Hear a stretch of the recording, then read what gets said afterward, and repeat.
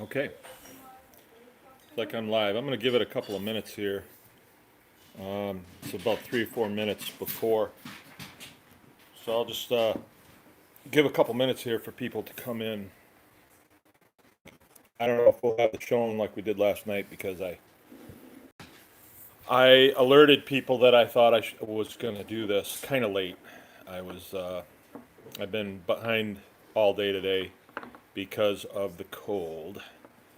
And just a little bit of reason or discussion here. You guys might be new, and to me anyway. And my name is Mark Baker, and I have been farming this piece of property in northern Michigan for 15 years this year. Before that, I was active duty military for 20, and before that, I worked for an airplane company out in Burbank, California. I worked there for about 5 years. So that's my background. I started farming this when I retired from the Air Force, and I went into the commercial end of things. And the commercial end of it is where everything that we produce, we convert to dollars, and then we try to accumulate as much dollars as we can.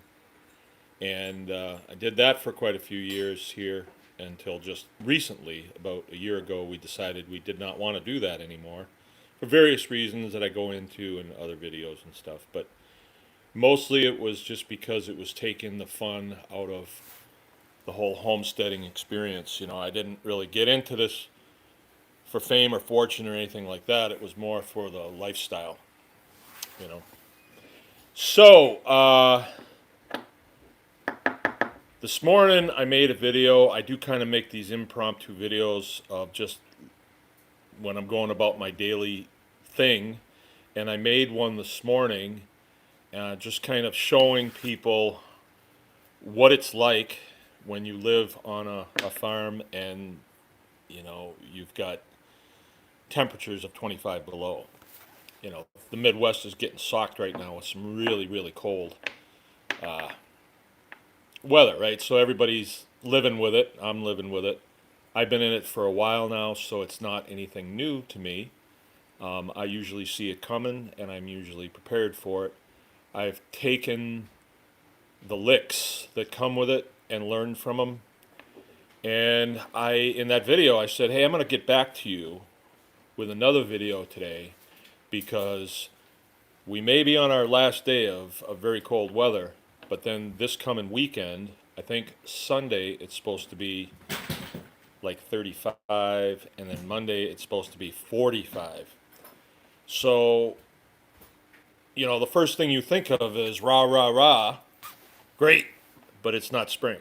It's just going to be a couple of warm days, and this is a cycle that we've seen a lot. It's normal. It's not anything out of the ordinary.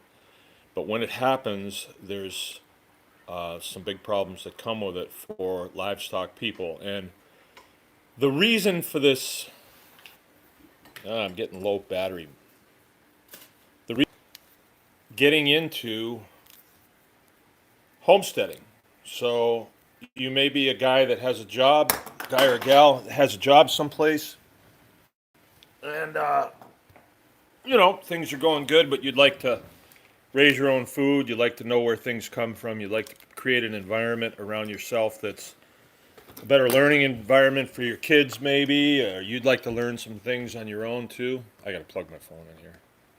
So a lot of folks are getting into it, and I guess from what I'm told, there's a lot of people out there on the internet that love to talk about it, and so I've been talking about it a little bit, and people are kind of interested in what I have to say. So I'll keep it up. I don't mind it. It comes easy. A night like tonight, 8 o'clock tonight, I don't really have anything that I'm doing right now. So as I was milking there right at the end, I thought, you know, if I shared a little bit of information about this and maybe did an impromptu live chat, we could save some real heartache, because when you lose animals, there is a lot of heartache that goes with that. And as you know, I decided that I would do that at about 6 o'clock.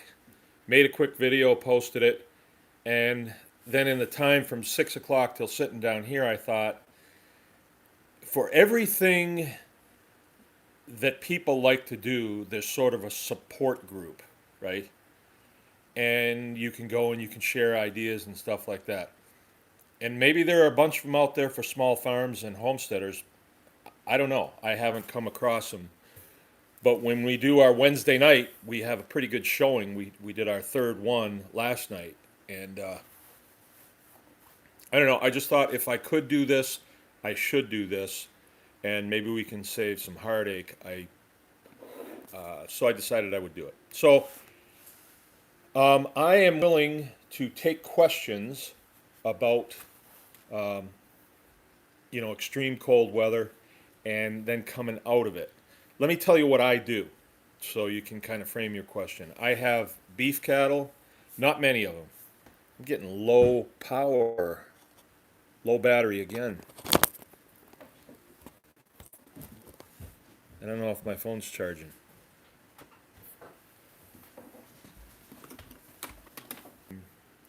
I have mangalitsa pigs, and in the summertime we do a lot of pastured poultry. I have a butcher shop on my farm, so I butcher quite a bit. I get to see animals from the inside out, you know, and we do quite a bit of produce as well. I do foraging. I've really gotten into foraging. I have a maintenance shop. I fix a lot of my own equipment, build a lot of my own equipment. I do a lot of composting. I do a lot of biochar. I heat my house with wood. And I generally like being outside. All right, so that's where I come from. This is my 15th winter here in northern Michigan. Before that, I was in Montana, also very cold but dry. And before that, I was in northern Maine. So I'm accustomed to the cold and I'm accustomed to the snow and I'm accustomed to a lot of the problems that come with it. Not always in a farming role, but nevertheless, I've seen a lot of cold weather. So let's go with. Do we have questions yet? Yep. Okay, well, then I'll just take questions. You don't need to hear me talk about. So let me get a first question going. I hope my phone is charging here. Here's one related to the cold. And then there's another one related to feeding. Okay. What's the top few common illnesses we have to worry about with pigs coming out of it cold quickly? The top few, I'd say the top one is going to be pneumonia. And that's with all your animals, including your poultry, because they have been sleeping in very dry, very cold air, and their lungs get accustomed to that. And then the big change comes when you hit 45 degrees and there's a lot of moisture in the air, and it affects them. Now, I don't know why exactly that is. I really don't. I have lost some pigs to that. Not the pigs that I have now. The Mangalitsas that I have now are they're a heritage breed that's extremely hardy, and I have not lost any of my Mangalitsas to pneumonia. So I've never treated them. When I lived in Montana, I had regular pigs, just farm pigs, and I did lose several of them to the same thing. At that time, I was calling vets to find out what I have to do, and the answer is always antibiotics. Hit them with antibiotics. A200 is what they call it. You used to be able to buy that from Tractor Supply across the shelf. You can't anymore, I don't think. At least in this state, you can't. But what I think we want to talk about tonight is how do you work it in such a way that you don't have to do that? And this is where my wife comes in. She works at a farm, and she is the calf taker care of. So she's dealt with this for a lot of her time working there, and she's also a occupational therapist. And right now she is working on her homeopathy certification or credentials, and it's a long process to do it. But she's one of these people that can tell you where water is on your property. She's one of these people that can touch you and she can kind of tell you, you need this. She's one of those people. I mean, she gets this look on her face. So I talked to her this morning and I said, what do you do to prevent that from happening? Now, the reason I'm asking her that, and you might be saying, how come you don't know that, is because I have really good herd health. All of my animals, with the exception of some that we have taken in from other farms, and we got them for little or nothing because they were sick and going to die and just be put down. All of my animals are healthy, and they have been. We've had a very healthy group here for quite a few years now. And I don't use drugs. I don't. The only thing that I think you should have on hand, drugs-wise, is antibiotics like A200, but that's something that is a go-to if you have an animal that's about to die from, an injury, bad cut. And I've got a bottle that's been around here for a lot of years. It's in the fridge. And the last time I used it is I had a sow that started snapping at her babies, and we took her temperature, and she was really high temp. So we gave her some A200.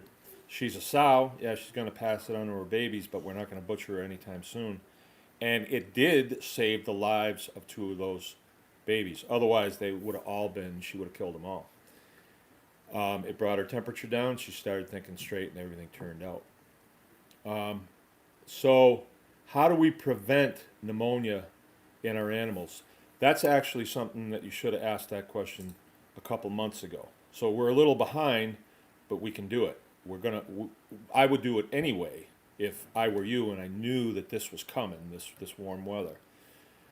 You have to have your animals mineralized, highly mineralized. So there's all these minerals that are in our environment, and we need them in us, and we definitely need them in our animals.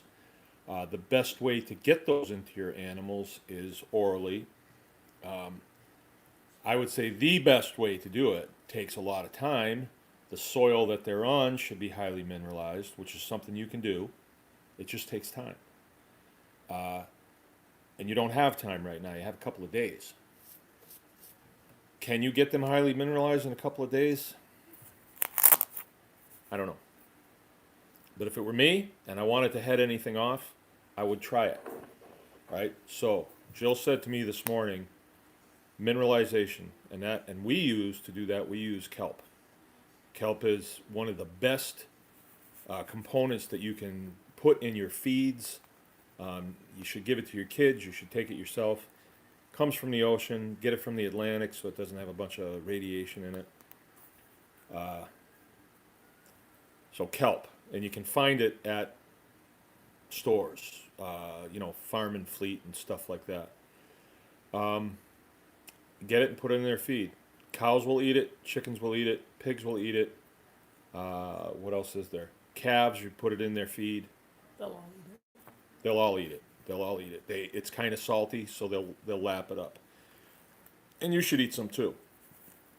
The next thing is charcoal. And we make what they call biochar. And that's a deep subject. But you can find it. You can find charcoal, and you can use it in your feeds. Now, pigs, if you buy lump charcoal, say from Gordon Foods or any place like that, they'll eat it. And it will do wonders for them as far as, cleaning out parasites. And there's a lot of benefits to your soil from doing that too. If you can do some research and find out how to make biochar, you should be making biochar and including it in their feeds. In the short term, right now, don't go out and buy like Kingsford and feed that to them because that's got petroleum in it. I don't think they'd eat it anyway, but don't do that. How much kelp? I give my milk cow, I have 2 milk cows, and I'm milking them, opposite each other. I give her about a handful every day, and she licks it right up. When she gets tired of it, she won't take any more. So, When I'm milking her, I usually give her a scoop of grain, about a loaf of organic bread that I get, and then a handful of kelp and a handful of biochar. Every day I give that to her, and she laps it right up. And she's as healthy as a horse. She is just beautiful, right? Shiny eyes, and she's in great shape. Her coat is really nice. So with kelp, it's not like we're prescribing, opioids. Can you overdo it? I don't think so. I think that the animal would say, "No, I've had enough of that." Uh, yeah, I probably I would I would bet on that. So I don't think you're going to overdo it. Just a bag of kelp is what, $15, $20. It wasn't much. 50-pound bags. We bought like 6 of them the last time we got it. Yeah, it was quite a bit more than that. Oh, was it more than that? 50 to 70 bucks. Oh, maybe Jill's saying it's $50 for a bag. So it is, but it lasts me a long time. I don't think you're going to overdo it. And I mean, like I'm milking cows, for my family. I want my kids to get all the mineralization possible. So that's why I give it to my cow every day. So my kids drink a lot of milk, and you know, I'm working it from both ends with them. Chickens kelp, horses kelp. Okay, what's the next thing? Next thing is okay. So kelp, biochar or charcoal. The next one, Jill says, is the biggie. Now, we're not chemists here, and we're not veterinarians. We're just passing on to you what we do and what works. Cider vinegar. And I don't know why, but cider vinegar helps with their gut health, and their gut health is what affects their resiliency to these tough times that we're going through right now. When it's sub-zero out, those animals are not as comfortable as they would like to be tonight, that's for sure. Bringing them in the house wouldn't be smart either. So we just have to get through this. And if their systems are bolstered in any way we can, it's going to increase their resiliency, and they will make it through this. Now, here's where I'm at with this. This started a week ago, right? I'm pretty discombobulated. I didn't go to bed last night until like 1:30, and then I got up real early this morning. I took about a 2-hour nap right after lunch, and now I'm probably going to be up until 1 o'clock this morning. Things just are out of, because I got to make sure the wood stove's got. I got to make sure the wood stove in our butcher shop has wood in it, so our water doesn't freeze. It's just a lot of things that are out of whack because of this. I don't start equipment when it's cold like this if I don't have to. I don't want a broken tractor, so I do stuff by hand. I just reduce everything that I'm doing to handwork. It's harder, but I don't run the risk of blowing a hydraulic line. I don't need that, so I just do stuff by hand. What I think about any of these operations, any operation, whether it's a baseball game or armed conflict, you take every advantage that you can. Fair ones, not unfair ones. Take every advantage that you can, and when you put them all together, it puts you a step ahead of everything that you're trying to do. Okay, so cider vinegar, cheap, really cheap, and you should be taking that too. How much to put in their water? I don't know. A couple of glugs per gallon. It's not going to hurt them. And is it the silver bullet? I don't think so, but it's better than having them sick and then have to hit them with A200. So this is what we're talking about here, is preventative health care for your animals. And Jill specializes in this now, so that's what I'm passing on to you. Is there another question? Yeah, I can go back to. If that gets it for you. I don't know who that was. That was 2 Quacks and 5 Clucks Farm. Another one 2 quacks and 5 clucks. from her. What are some easy ways to get my mangalitas to eat hay? I've tried molasses. They're 3 months old. Weaned for a month now. Really too small. Okay, this is a Mangalitsa question, and there's a lot of people out there that do Mangalitsa pigs now. We've been doing them now for over 10 years. We were one of the first folks in the United States that got them. And what they are is they're a heritage breed of pig. They're real furry. You can Google photos of them. They call them woolly pigs sometimes, but they're extremely hardy animals. I farrow them this time of year and even in February, and they do really well with it. So the question is, how do I get them to eat hay? You know, I've had that question a lot. I never have problems getting them to eat hay. They always eat my hay.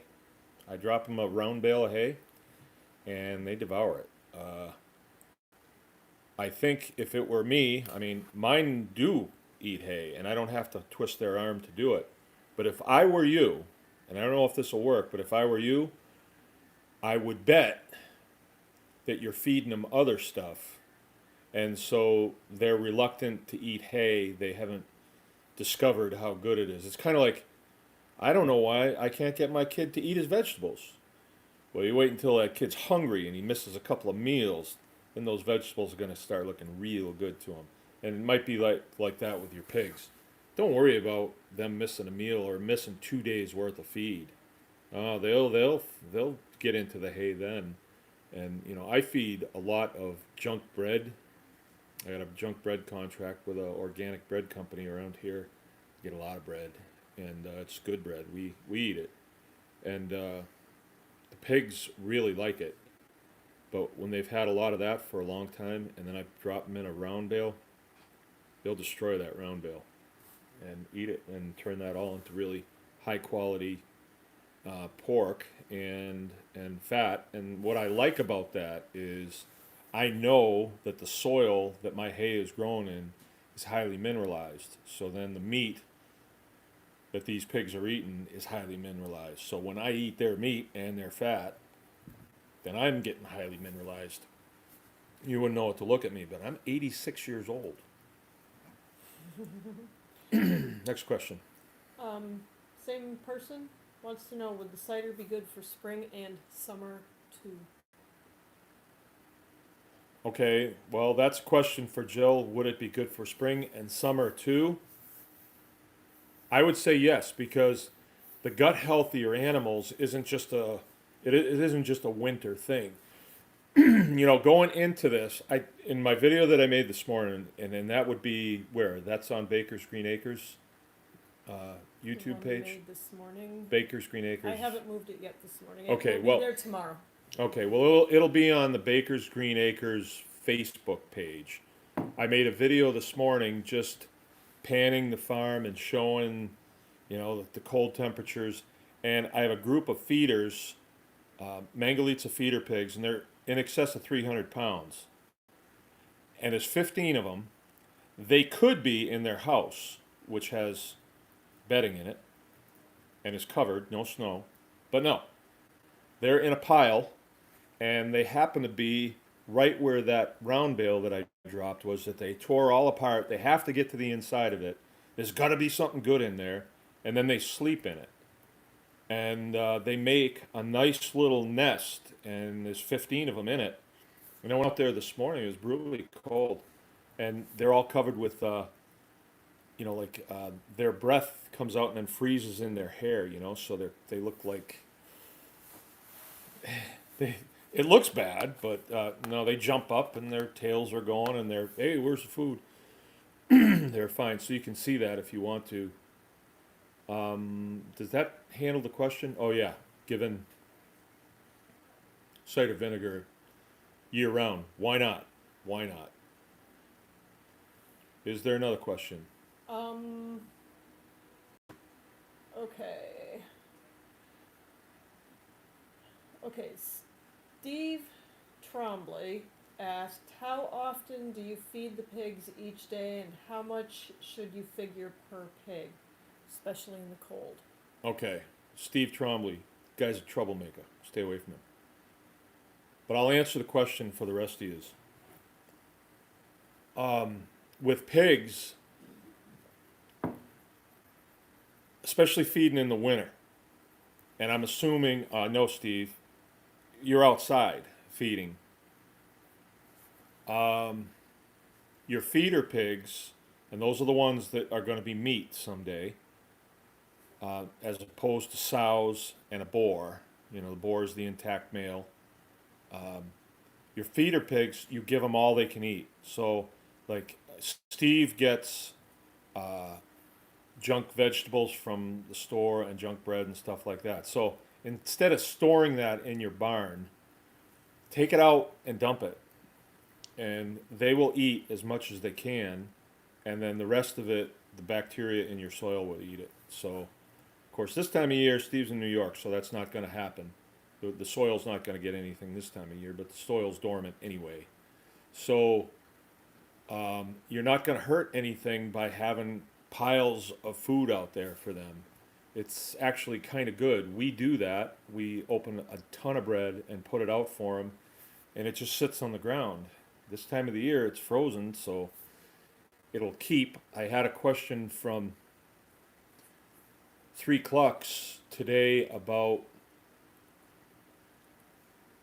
I had a lot of questions today. And this one was about spent grains and them. He said, how long can I feed them before they go bad? And I had to communicate that I don't think that hog food goes bad. Like, if a pig will eat moldy hay, then feed the pig moldy hay. You know, it's not going to hurt them. Spent grains is the grain that you get back from the process of fermenting beer and hard liquor and stuff like that. And so they get what they need out of it, and that's usually in a slurry. So you get this time of year, you dump it out for them, and they'll take what they want. The rest will freeze solid. Then they'll go back to it when the time is right. But it's not going to go bad. And even in the summertime, it's not going to go bad. I mean, you can. I've never done this, but I've known of people when I lived in Montana that did this. If they had a cow that died, they would drag it into the pigs, and then the pigs would eat that as, you know, there's no refrigeration, and they would just eat it as. I didn't think that was good, but the pigs didn't die from it. They ate very well off of that. So, and Steve's wanting to know how much should you feed. Like, I'm assuming that you're talking about your sows. When they're lactating, they should get everything they want. So you'll know they've gotten everything they want if there's still some sitting there when they're done and they've laid back down and they're feeding their babies. So give them all that they can get. But then your sows, when they're done lactating and you're drying them off and you're getting ready to breed them again,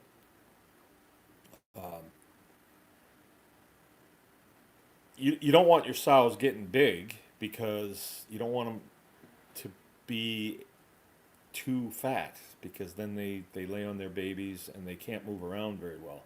So you're going to want to limit their feed to, you fed them and they eat it all and there's nothing left. Well, did they get enough? Try it with 2 pounds and see what happens. See if they're really worried and maybe they need some more. But I think the rule of thumb for prepared feed, and I do not advocate hog chow or hog concentrate, is about, I think it's 5 pounds a day. Yeah, it is. It's 5 pounds a day for a lactating animal, a lactating sow. Okay, is there another question? Yep. Oh, 2 quacks and 5 clucks. It's Steve. He's been talking to you on Facebook from Virginia. Okay. Said that he's been giving the 3-month-old little pigs feed, some veggies here and there. The breeder had trouble with them eating hay as well. That's 3 clucks farm? 2 quacks and 5 clucks. Oh. Yep. Um, They might be just too little. yeah, well, how old are they? 3 months. 3 months. They're just off weaning. Yeah, they're little. The hay But might be too stocky for their little Yeah. baby mouths. Jill's saying that the hay might be too stocky, but I think when you weaned them, okay, when you weaned them, what did you wean them onto? What are they eating daily? And do they even know that hay is food yet? And they won't know that until you totally take away whatever else you're giving them and let them get hungry. And once they try it, they'll like it. I know a lot of people that feed hay to pigs, and it can take time, but okay. And don't worry and think that it's a breed issue or your pigs are somehow defective. That's not the case. It's just a training issue, and you're gonna have to starve them for a little while until they decide that hay is food. I mean, it's like us. I mean, you take the stuff off the table that you like first, and if it, like me, if the beets are on the table, I'm not eating that unless it's 4 days into nothing. I don't like beets. Next question, please. Okay. You had one comment about using dead chickens as raw protein, and the pigs having fun with them. Anthony Jensen. I have 10 acres of sagebrush land with a few junipers and pinyons on it. I'm planning on getting pigs and goats spring 2020. What should I plant this year to prepare the pasture? What state are you in, Anthony? Sage, probably out west. And what kind of soil do you have? We need to know what would grow there. And that's good. I mean, you probably want to watch some of the videos that we've done about foraging, and then you have time to see Nevada. Boy, I've been to Nevada. You need to see what will grow in that soil. And I know you don't get a lot of rain out there. So I would see what's going to grow. No, do you have irrigation? Are you on like irrigation district property where you can flood irrigate or sprinkle or something like that? Because if you are, you can probably grow some pretty good forage crops. I don't know if pigs will eat sage and juniper. I'm kind of thinking not. But I don't. What, they will? Goats will. Oh, goats will. Yeah, goats will. Goats will eat all that stuff. So, I guess if I were you, I'd figure out what grows there. And that's probably going to take some asking around. I don't know anybody out there. I do know a couple, but like they graze cattle and they raise melons, but they're on a river and they've got irrigation available to them. So I'm not the guy to ask for that. I think you should ask around, see what other people are growing. No more questions. I wanted this to be sort of like talking about how we're going to transition out of this cold spell. I guess everybody's got it covered. Let me give a plug for the Baker's Green Acres website. It's bakersgreenacres.com, and Baker's Green Acres Facebook page. Also, another thing that we're doing, the session has already begun. The winter session has begun. It's the Anyone Can Farm Homesteaders Guild, and that's where a group of us are coming together, and I pick the subjects every week that we're gonna discuss and really look into deeper, and we try to pass on as much information to the students as we possibly can.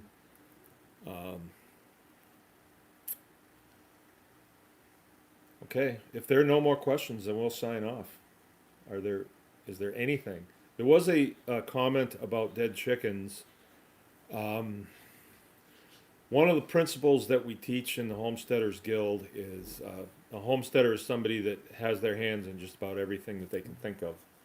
Everything from birthing their own children to building their own house to growing their own food to you name it, doing your own electrical work, your own automotive work, everything.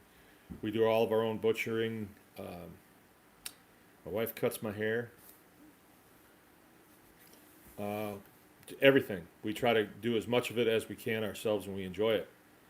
It's about self-sufficiency. But you said something about dead chickens to your pigs, and I will just tell you this. I used to be kind of protective of this, but I'm not anymore because we're not in the commercial farming business, so it's nobody's business.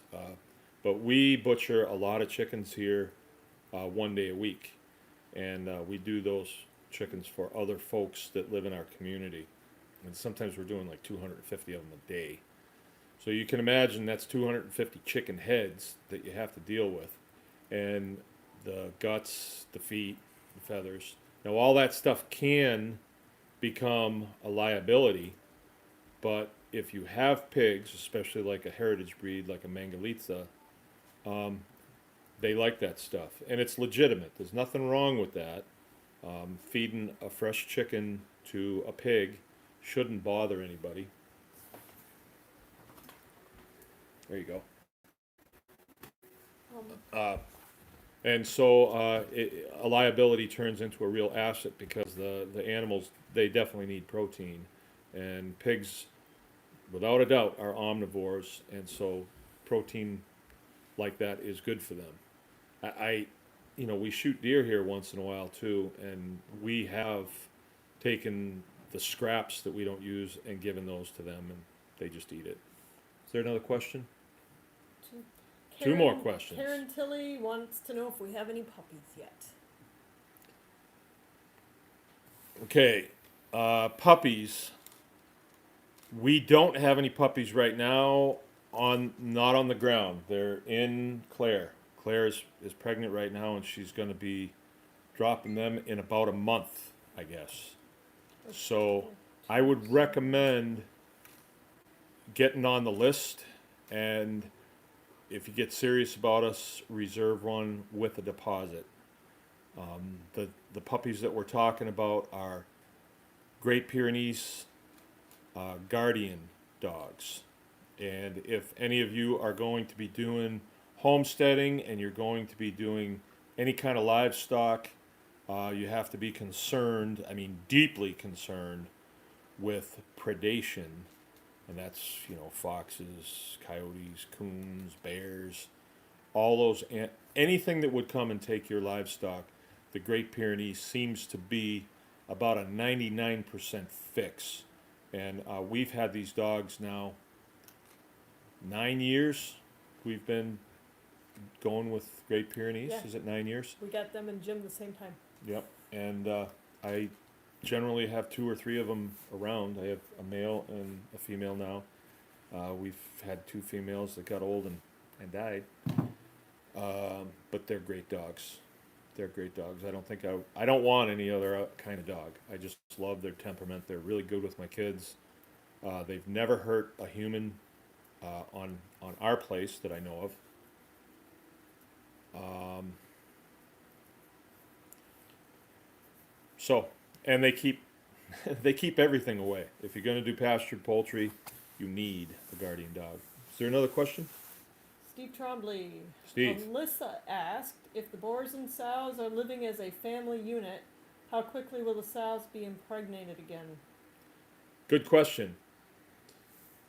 What I do with my pigs is I let them, I try to make everything on my farmstead go as close to the way it would be in nature as possible. So with your pigs, even though you don't want to be farrowing this time of the year, it's really better if you're farrowing in early spring and then late fall. It's really better. They're going to farrow twice a year. But if you have them living together in what they call a sounder, you have a dominant male boar, and he's not castrated, of course, if he's a boar, and then his harem of girls. So I have a boar, and he's in with 4 sows, but I've had one boar in with 15 sows before. I used to have 30 sows going at a time. So I keep them together all the time, just for simplicity. You know, I'm not doing piecework. I'm not doing commercial farming where I need the maximum number of babies to be surviving and all that stuff. It's not that important to me anymore in the model that I'm running right now. So 4 sows is going to give me roughly, let's see, you're talking about 16 pigs, roughly 50 babies per year. That's more than I need, really. And I can trade some of them off. I can sell some of them off, and then I can feed out maybe 25 of them. And that works really good for me. So the question was, how quickly can they get pregnant again? Pigs are kind of a strange animal. What happens is 4 days after they have their babies, that sow will stand there for the boar, and he will mount her at 4 days. And if you have him living as a sounder, you've got to let him go. I mean, you can't stop him. I mean, he's a big boar. Unless you had the boar separated, then he won't. Will she take? Not always. Sometimes, yeah. Sometimes, yeah. So, hope that answers your question. I think more often than not, they don't take in that time frame. For me, anyway, especially when it's this time of the year and they're farrowing, they don't take. But if it's in the summertime, they do. So you can't get 3 farrowings in a year because their gestation is 114 days. So you come close, but not quite. Was there another question? Hope that does it, Steve, troublemaker. Anthony Jensen asked if the Pyrenees do okay against packs of coyotes. He's apparently got 3 large packs of coyotes that wander in his areas. The answer to that is yes, they do outstanding. I'm in northern Michigan. We're kind of in the boonies here, and we have them. And I don't know how many packs we have, but some nights when these guys are barking a lot and I go out, it's kind of creepy. I mean, those things are singing all around us, and there's lots of them. Where is Anthony located? He was in Nevada. Oh, Nevada. You know, where I am here in Michigan, I think that the coyote packs are far less aggressive than they are out west. So Maybe you can relate Devin's experiences with his dogs and what he's got going on. yeah, I have a guy that's one of my homesteader friends that bought a dog from us, and he's got a female too from another litter, so he's gonna be a breeder here pretty quick. But he's had what am I supposed to tell about? Oh, He's got coyotes big time. yeah. He's north of me, and they're pretty aggressive. But he's declared war on them, man. That kid's an animal. He shoots. He's a shooting guy. But his dogs really keep him back, don't they? Oh yeah, his dog got one of them. I think his dog got one of them. But the ones that we have here where I am, they're pretty timid. They won't even cross my tracks, even in the summertime. I very rarely see them. I hear them a lot at night. But for you out west, there are ways to deal with them. Trapping is probably the best. Put out a bait. But that you probably want to learn from somebody that knows more about it than I do. But what guys do is they'll put out a bait, and it can be anything that would draw them in. I mean, even a can of cat food, believe it or not, is really sense that smell.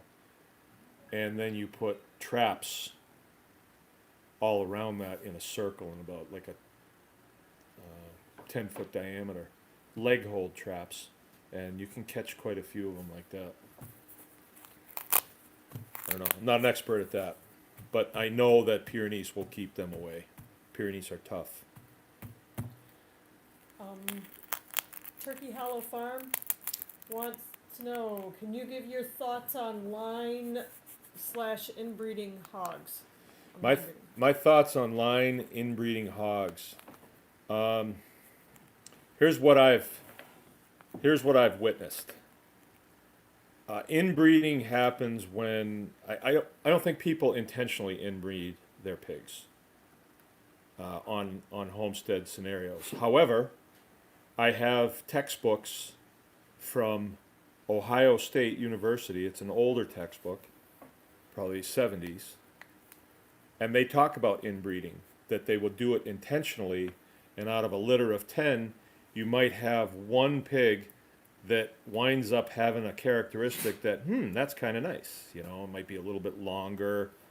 I don't know, what the characteristics that those guys would be looking for.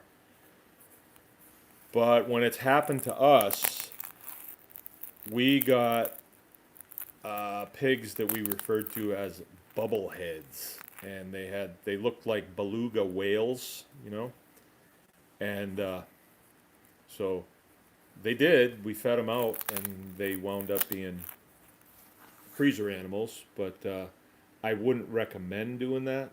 Those were just regular farm pigs, which are really kind of CAFO pigs that have been pulled out and then traded amongst farms. Usually a land race, Yorkshire cross, or sometimes a blue butt in there. So I wouldn't recommend doing that.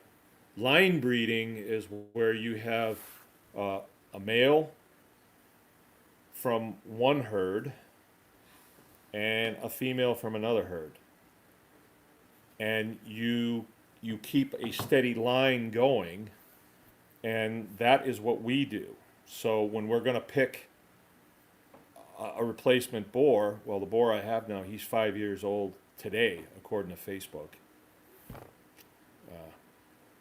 And I don't plan on changing him out anytime soon. He's doing fine. He's not getting too big or anything. He's nice.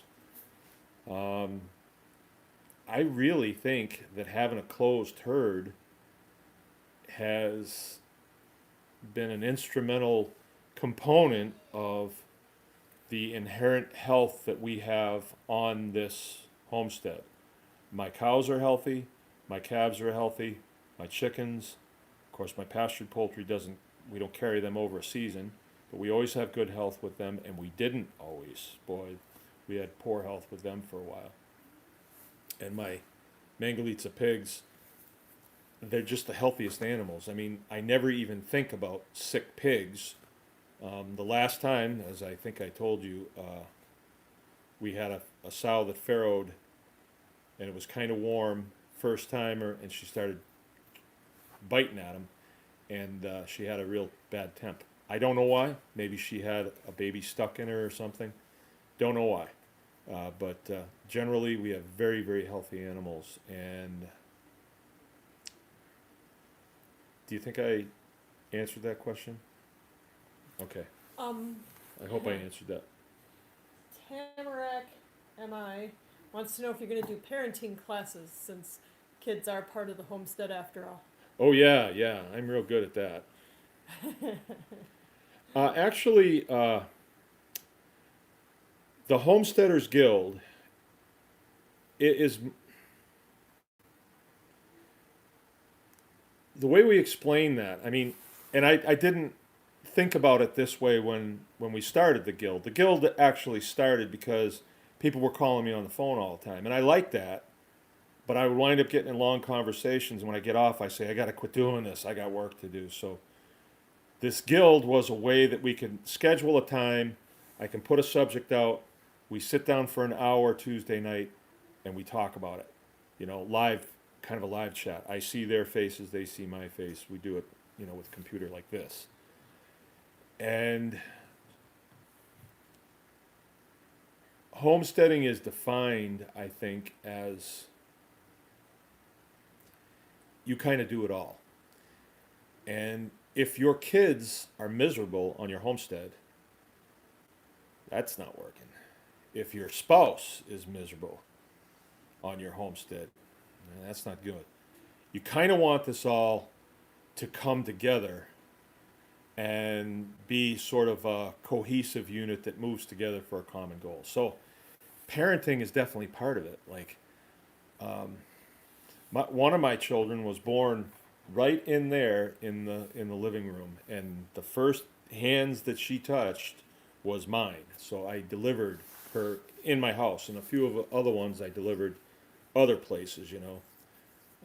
Even in the hospital, I delivered a couple of my kids there. So I like that. I like that feeling of being able to do this on our own. So with your children, I think it's really important that we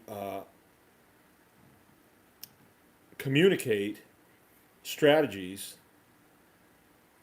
to people who are wanting to be homesteaders. So we actually did a block of instruction in the fall class, and it was called Family Friendly Farming, right? And it was really interesting conversations that we had about that, because a lot of people that come into the homesteading, they're coming into it, they're like, well, I really like doing this, but my wife thinks I'm crazy, it's for the birds and stuff. So she doesn't see it. But there's ways to bring her into it, maybe, and maybe other homesteaders can say, well, I had that problem too, but I overcame it this way. So parenting classes, yeah, I love to share some of the things I do 3 sets of videos. I do the impromptu ones on my Facebook just during the day when I'm doing my daily thing and I come across something, pull my phone out, hey, here's what I'm doing. And right now, we have chores to do every day, and my 2 youngest children are 7 and 9. Do you think they want to get out there in the cold? No, they don't. But if I say, hey, you go fire up that snowmobile and water those calves, yeah, they will. So there's like techniques. I ask them at the breakfast table, who would like to do relay races today? Oh, I want to do relay races. Okay, we're gonna play the firewood relay. Really fun. They're on to me most of the things. And then sometimes you get a hard line and you say, we're gonna do this because we got to do it. And my kids right now are the best troopers around. I can get them to help me with anything, and they're good at it. I train them. I mean, this is real life stuff. This isn't training them how to make their bed. Is there another question? Jeremy Custer. Jeremy. Another winter pig question. Winter pig question. Cold weather. What would you do with dead baby pigs in winter, aka pig sickles? We had like 15 babies drop in the field last weekend. All but 2 died or were killed and eaten by other boars in the mixed herd. Sounds like you have more than one boar out there. I wouldn't recommend that. That's not good. And they ate some of them. Not good. What I recommend doing is getting them out of there. Now, what you do with them after that is kind of up to you. I made a video a few years ago. We had a really cold snap. It was 29 below, and the wind came out of the north, and my shelters that I had my pigs in were clocked towards the north, because normally the wind comes out of the southwest. And that night the wind swung around, blew right into the shelter. She had, 6 beautiful baby pigs, and all of them were pigsicles. And she was walking around like, where are my pigs? Where are my pigs? Because if they don't move, it seems as though they can't see them. And it happens. It's a terrible thing. I mean, it's just, I hate when that happens, but it does happen. What you're going to do with them, I don't know, save until spring and bury them, or if you're going to go shark fishing, put them on a big hook maybe. maybe give them to somebody that's having really bad coyote problems, and they can use them as bait. You know, if they're frozen, you can stake them down so the coyotes can't just run off with them, and then they'll step in traps. Maybe you could get creative. You could skin them, make a pair of gloves. I don't know. Sorry to hear that. It's a terrible thing. But you should only have one boar in your herd, or you're going to have problems with that.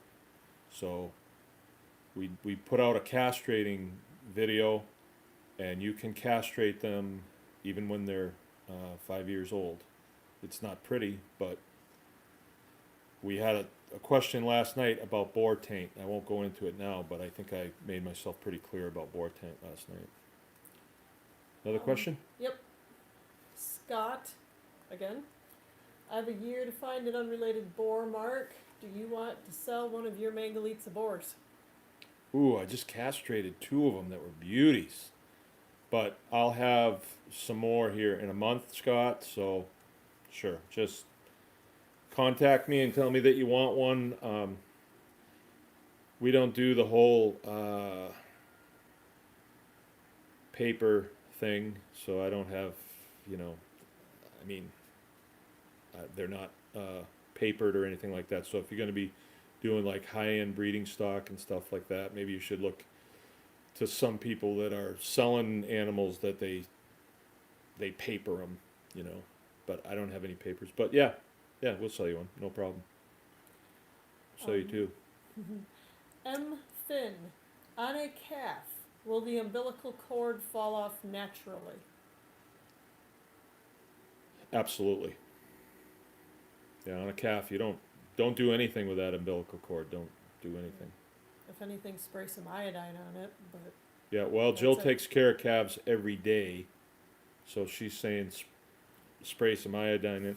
But you know, that's in like she's working in an industrial environment where there's a lot of germs and stuff around, a lot of pathogens. And but if you're dropping a calf out in the field, you know, your cow, I think it'll be okay.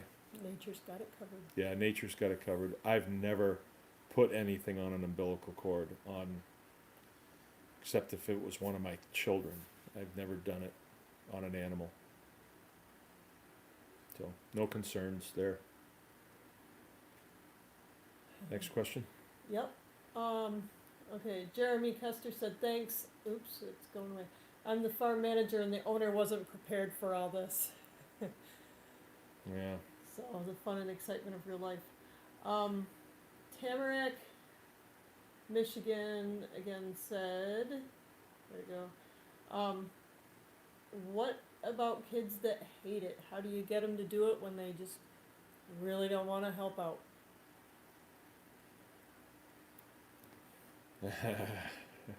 Well, I'd have to see the situation. You know, maybe you could, yeah.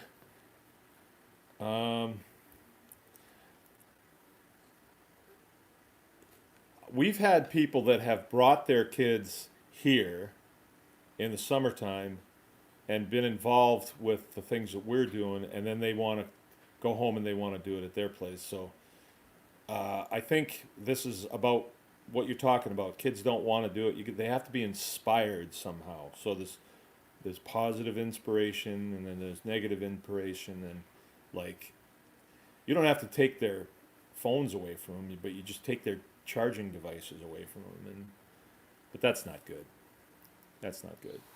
Turn them on to bakersgreenacres.com maybe, and they'll get inspired. I guess I can turn everything around to a commercial for our farm operation. Maybe ask the kid what is it that you would like to do here? Would you like to raise bees, or would you like to? I don't know, because my kids have always been into everything that we're doing, and our older kids, I had to push them. But then by the time the younger kids came along, the younger kids were aspiring to be doing what the older kids are doing, so they slid right into it. Like we butcher once a week. We butcher chickens once a week in the summertime, and the younger kids were just itching to be in a better position than they were assigned. Like they didn't want to be gutters, so they wanted to be butt cutters, and it's like a weird little cult we have going here. But the kids all leave the house knowing how to work and knowing what it's like when you don't want to work anymore, but you got to do it. And it depends how old the kids are. Another technique that I have is I have an old lawnmower that doesn't have a deck on it. It's a riding mower and a little trailer. And so if I tell the kids, hey, I need some firewood moved up, can you get the lawnmower? And then they're riding on it, and before you know it, they're having fun and throwing stuff. And snowmobile, and when they need to feed, they'll unwrap a bunch of bread, and then they'll drive by in the snowmobile with the trailer on, with the caboose on the back, and they'll be throwing bread at the, call it drive-by feeding, and make them do it. And perspective too, like terrible jobs compared to not so terrible jobs. Choices. Yeah, choices. Yeah, give them choices. Tamarack, Michigan wants to know, or MI wants to know, will you be doing more greenhouse vids? Yeah, I'm gonna do more greenhouse vids. This year, what happened in the greenhouse was a terrible thing, but one of my dogs got in there, and I didn't catch it for a couple days, but she laid all over the seedlings that we had in there, and then we kind of missed the window to replant, and things got busy, and we never did. But I'm really into greenhousing. I had a guy come to the farm about a week ago, and he wanted to learn how to butcher a pig, so I walked him through that, and he is an engineer out of the oil industry, and he wants to be in homesteading, and he's doing microgreens, and he explained to me how he does it, and I really got hooked, and I think I'm going to try it, just for my own use. So I plan on doing that. I'm just not doing it now. I couldn't go out and do one tomorrow because the greenhouse is kind of dormant right now.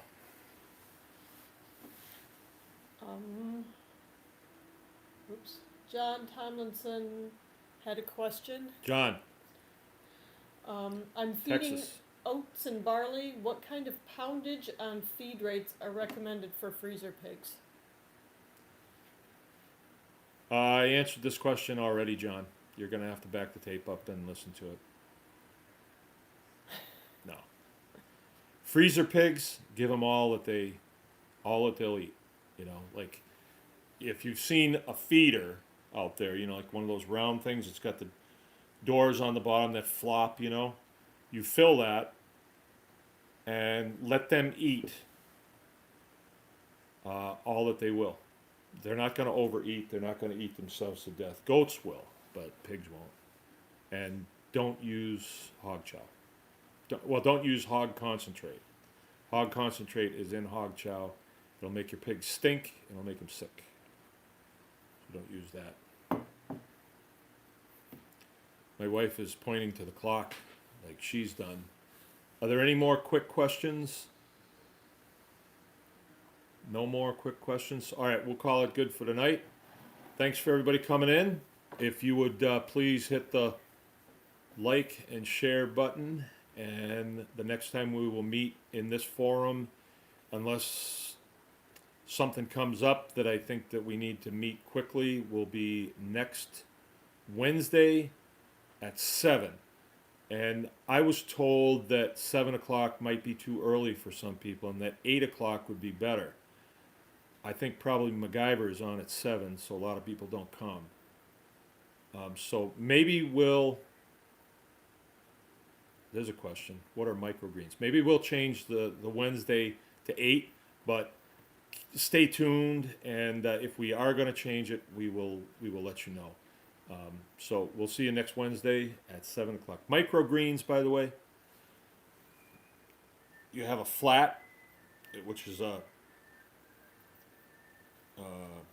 how would you describe a flat? It's like they're just a bed. They're just or a greens that bed, only come up a little bit. Yeah, a bed, and you plant seeds in it. A lot of times they have a a planter or a broadcaster, and when the sprouts come up about this high, then they cut them off, and they're used as a salad. So they're very tender and very tasty and all that stuff. That's microgreens.